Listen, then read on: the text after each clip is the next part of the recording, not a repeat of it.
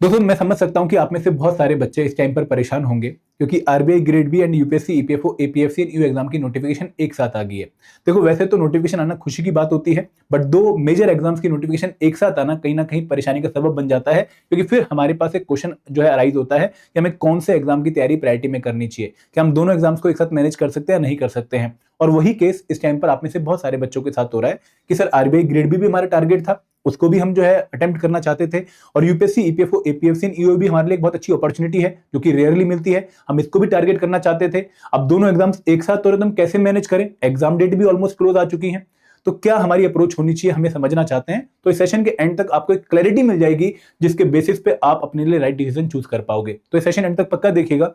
लेकिन आगे बढ़ने से पहले मैं आप लोगों से रिक्वेस्ट करूंगा कि भाई अगर आप लोग एपीएफसी या ईओ एग्जाम की तैयारी कर रहे हैं तो आपके पास हमारी कंप्रेहेंसिव गाइड बुक पक्का होनी चाहिए, क्योंकि यहाँ पर ना सिर्फ आपको डिकोडेड सिलेबस मिलता है एपीएफसी और ईओ एग्जाम का, बल्कि आप लोगों को सॉल्व पीवाईक्यूज भी मिलते हैं जिनको आप अपनी प्रिपरेशन में इस्तेमाल कर सकते हैं। और एक गाइड बुक आपके लिए टोटली फ्री है, लिंक आपको इस वीडियो के डिस्क्रिप्शन में मिल जाएगा। अब दोस्तों बात करते हैं कि भाई ये प्रॉब्लम आई क्यों। देखो 29 जुलाई 2025 से पहले हम आरबीआई ग्रेड बी एग्जाम की तैयारी कर रहे थे, लेकिन फुल फोकस के साथ तैयारी नहीं कर रहे थे, क्योंकि आरबीआई ग्रेड बी के रिगार्डिंग थोड़ी अनसर्टेनिटी थी कि भाई एग्जाम आएगा भी या नहीं आएगा। ठीक है, कुछ लोग कह रहे थे कि भाई ग्रेड ए आएगा इस बार, कुछ लोग कह रहे थे कि ग्रेड बी आएगा लेकिन बहुत कम वैकेंसीज के साथ आएगा। तो हमारी आरबीआई की तैयारी उतनी अच्छी नहीं चल रही थी, हम बस लगे हुए थे थोड़ा बहुत, बट फुल फोकस के साथ हमारी प्रिपरेशन नहीं थी। उस बीच क्या हुआ कि भाई 29 जुलाई 2025 को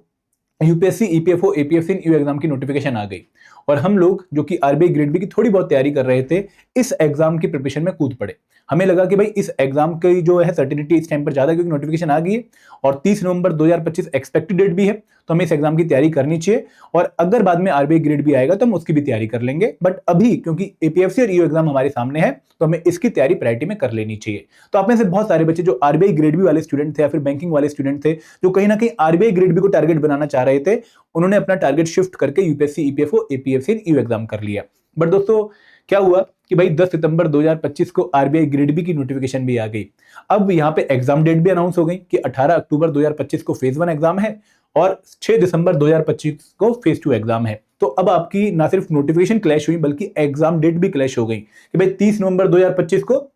कंबाइंड रिक्रूटमेंट टेस्ट है एपीएफसी एग्जाम का, ईओ एग्जाम का, और 6 दिसंबर को फेज 2 एग्जाम है। तो बहुत सारे बच्चे अब कंफ्यूज हो गए कि भाई हमारे लिए राइट ऑप्शन क्या रहेगा, हम क्या करें,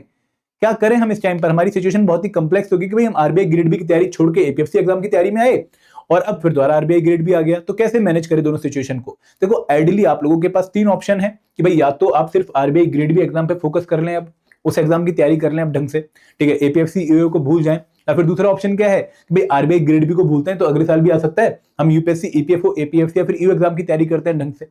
या फिर हम दोनों एग्जाम्स को मैनेज करने के बारे में सोचते हैं। तो यहाँ पर तीन ही ऑप्शन आप लोगों के पास हैं, और ये ऑप्शन में राइट ऑप्शन आपके लिए क्या होगा, वो कैसे चूज करेंगे, वो डिपेंड करेगा कि भाई आपका बैकग्राउंड क्या है, आपकी प्रायोरिटीज क्या है, आपकी एस्पिरेशंस क्या है, और इस टाइम पर प्रिपरेशन लेवल पर आप कहां पर स्टैंड करते हैं। तो यहां पर दोस्तों हम हर एक एग्जाम के हर एक ऑप्शन को ढंग से चूज करने की बारे ढंग से सिलेक्ट करने के बारे में जो है डिस्कशन करेंगे, ताकि आप लोगों को क्लैरिटी से पता लग जाए कि भाई हमारे लिए बेस्ट क्या रहेगा।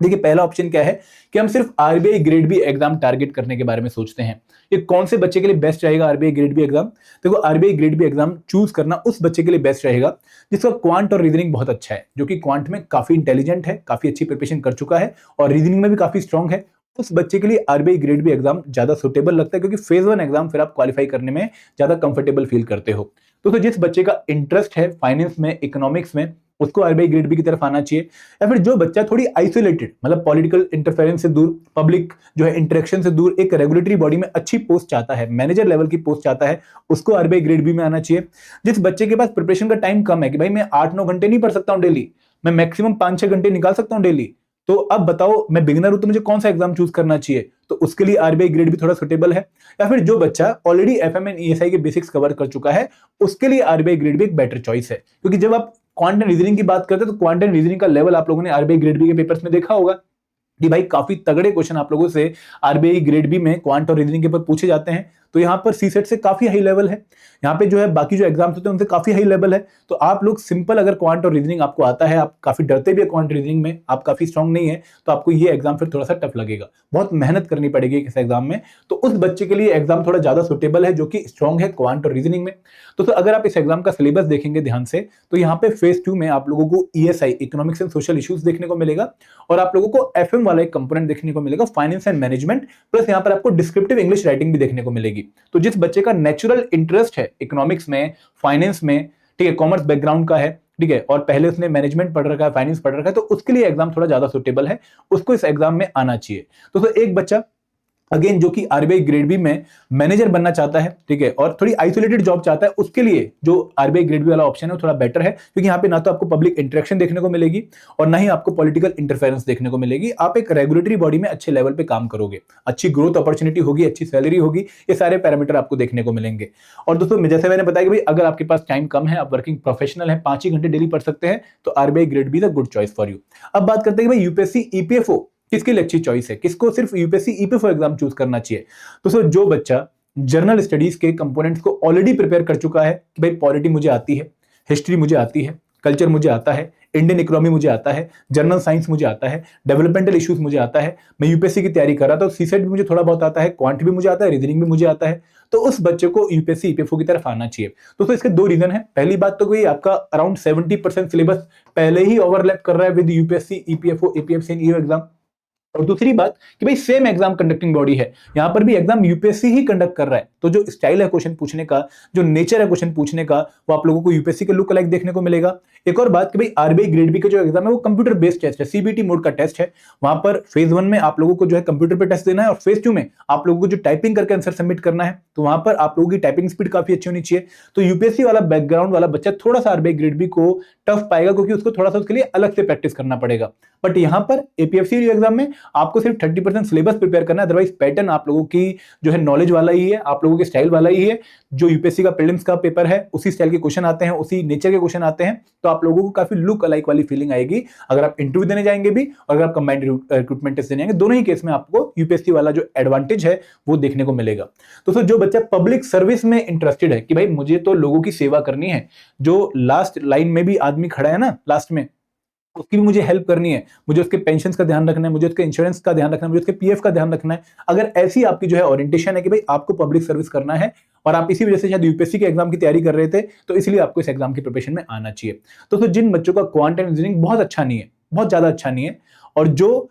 बहुत बेसिक लेवल का क्वांट एंड रीजनिंग जानते हैं और सीसेट की तैयारी कर चुके हैं, तो उनको भी एपीएफसी या ईओ एग्जाम की तरफ आना चाहिए, क्योंकि अगर आपका क्यूआरई वीक है तो आरबीआई ग्रेड भी आपको थोड़ा सा टफ पड़ेगा। दोस्तों जो बच्चे ऑलरेडी एपीएफसी या फिर ईओ एग्जाम की तैयारी कर रहे थे पहले से, ठीक है, अब आरबीआई ग्रेड भी आ गया, तो आरबीआई ग्रेड भी का मन बना रहे हैं, तो वो शायद सही अप्रोच नहीं रहेगी। आप जिस एग्जाम की पहले से तैयारी कर रहे थे उस एग्जाम की तरफ ही आपको अभी भी रहना चाहिए, आपको उसको नहीं छोड़ना चाहिए, क्योंकि आप अगर शिफ्ट करेंगे तो आप कहीं ना कहीं किसी भी जगह के नहीं रह पाएंगे, थाली के बैगन बन जाएंगे,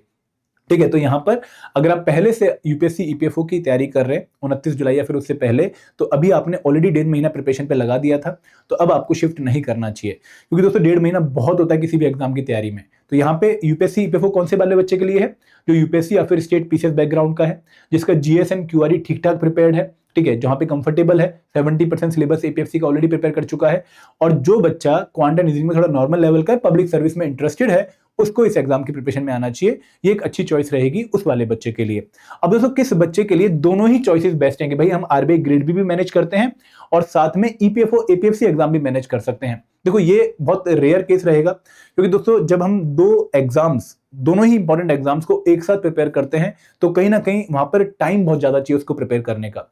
दोनों एग्जाम्स को प्रिपेयर करने का। तो अगर आपके पास दिन में 8 से 10 घंटे मिनिमम, तो आप लोगों को दोनों एग्जाम्स को प्रिपेयर करने के बारे में सोचना चाहिए। बट यहाँ पर मैं थोड़ा सा जो है कंजर्वेटिव रहूंगा, थोड़ा सा रेस्ट्रिक्टेड रहूंगा कि भाई नहीं, आपको दोनों एग्जाम्स को चूज नहीं करना चाहिए, आपको एक एग्जाम को प्रायोरिटी में जो है रखना चाहिए, दूसरे एग्जाम को आपको एज अ बैकअप प्लान रखना चाहिए। तो यहाँ पे अगर आप 10-12 घंटे डेली पढ़ सकते हैं, आपकी स्ट्रॉन्ग ग्रिप है, क्वांट रीजनिंग भी आपका बहुत स्ट्रॉन्ग है, और आपका जीएस भी बहुत स्ट्रॉन्ग है, दोनों ही बहुत स्ट्रॉन्ग है, तो उस केस में आप आरबीआई ग्रेड बी के बारे में भी सोच सकते हैं। और अगर आप बैकअप का भी बैकअप रखना चाहते हैं, तो आप आरबीआई ग्रेड बी में आइए, और पहले कभी अपनी ग्रेजुएशन में या फिर एमबीए के दौरान आप लोगों ने एफएम ऑलरेडी कवर कर लिया है, तो आपको आरबीआई ग्रेड बी या यूपीएससी ईपीएफओ को एक साथ मैनेज करना चाहिए। तो यहाँ पे कंडीशन क्या है कि भाई हमारा क्यूआरई भी बहुत स्ट्रांग है, यहाँ पर भी हम काफी जो है अप टू डेट है, हमारा जीएस भी काफी स्ट्रांग है, और हमने पहले कभी एफएम ऑलरेडी पढ़ रखा है। तो यहाँ पे आप हर कंपोनेंट जो कि दोनों ही एग्जाम में आते हैं उनसे कहीं ना कहीं टच में रहे हो, तो आप इन एग्जाम्स को फिर एक साथ प्रिपेयर करने के बारे में सोच सकते हो, क्योंकि आपके पास टाइम भी होगा उस केस में। देखो अगर कोई वर्किंग प्रोफेशनल है फिर 5-6 घंटे पढ़ने की सोच रहा है, तो उसके लिए दोनों एग्जाम चूज करने कहीं ना कहीं एक सही सलाह नहीं होगी, आपको कोई एक एग्जाम चूज करना चाहिए। तो दोस्तों यहाँ पे ये तीसरा केस है, बट ये बहुत ही कम बच्चे होंगे जिन्होंने ऐसा सब कुछ कर रखा होगा, जो क्यूआरई में भी बहुत तगड़े होंगे, जीएस कंपोनेंट में भी बहुत तगड़े होंगे, एफएम बैकग्राउंड के भी होंगे। तो अगर वो कोई ऐसा बच्चा है जो इन बैकग्राउंड्स का है और 10-12 घंटे पढ़ने के लिए रेडी है, तो वो इस पर्टिकुलर सिचुएशन में इस ऑप्शन में फिट बैठता है। अब दोस्तों करना क्या है, कैसे हम जो है दोनों एग्जाम्स को मैनेज कर सकते हैं अगर हम इस तीसरे ऑप्शन में फिट बैठते हैं। देखो आप ऑलरेडी इस पर्टिकुलर एग्जाम की 10-12 घंटे प्रिपरेशन करेंगे, जहां पर पहली शिफ्ट फेज 1 एग्जाम की मैं बात कर रहा हूं टिल 18 अक्टूबर, पहली शिफ्ट आप लोगों को करंट अफेयर डेली 1 घंटा, क्योंकि जीए वाला पोर्शन जो है आरबीआई ग्रेड बी में बहुत इंपॉर्टेंट है, और वो पोर्शन अगर आप कवर करेंगे तो आपको ऑटोमेटिकली यूपीएससी ईपीएफओ एपीएफसी या ईओ एग्जाम में भी हेल्प मिलेगी। आरबीआई ग्रेड बी के करंट अफेयर में आप कुछ एक्स्ट्रा डायमेंशन ही प्रिपेयर करते हैं, लाइक आप फाइनेंस करंट अफेयर प्रिपेयर करते हैं, आप आरबीआई नोटिफिकेशन प्रिपेयर करते हैं, तो वो प्रिपरेशन को अगर आप थोड़ा सा करंट अफेयर और स्कीम स्टेप पे भी रखेंगे तो भी आप एपीएफसी और ईओ एग्जाम को मैनेज कर पाएंगे। तो करंट अफेयर आप प्रिपेयर करिए आरबीआई ग्रेड बी एग्जाम के हिसाब से, क्योंकि ऑटोमेटिकली वो आपको हेल्प कर देंगे एपीएफसी या ईओ एग्जाम में। उसके बाद आप डेली 2 घंटे क्यूआरई की प्रिपरेशन करिए, क्वांट रीजनिंग इंग्लिश की प्रिपरेशन करिए, क्योंकि ये प्रिपरेशन आपको RBI grade B phase 1 exam qualify करने में हेल्प करेगी, और ये प्रिपरेशन आपको ऑटोमेटिकली हेल्प करेगी in APFC and EO exam also. अगर आप आरबीआई ग्रेड बी के लेवल का क्यूआरई प्रिपेयर कर लेते हैं तो आप लोग एपीएफसी में भी क्यूआरई को अच्छे से मैनेज करने के लिए कैपेबल हो जाएंगे, ये आपको टेंशन नहीं लेनी है, ठीक है। सेकंड शिफ्ट क्या है कि भाई 3 घंटे हम जीएस कंपोनेंट डेली पढ़ेंगे, यहाँ पर polity, history, culture, science, economy, developmental issues को हम 1 बाय 1 कवर करना शुरू करेंगे। तो 2.5 घंटे पढ़ेंगे, 30 मिनट रिवीजन करेंगे। और तीसरी शिफ्ट हम देंगे ईपीएफओ स्पेशल कंपोनेंट्स को, जहाँ पे अकाउंट्स आता है, आयरन लेबर लॉ आता है, सोशल सिक्योरिटी आता है। तो यहाँ पर बेसिकली हम एक शिफ्ट में फेज 1 एग्जाम की तैयारी कर रहे हैं, और 2 शिफ्ट जो हमारी वो एपीएफसी और ईओ एग्जाम को जो है टारगेट हो रही है।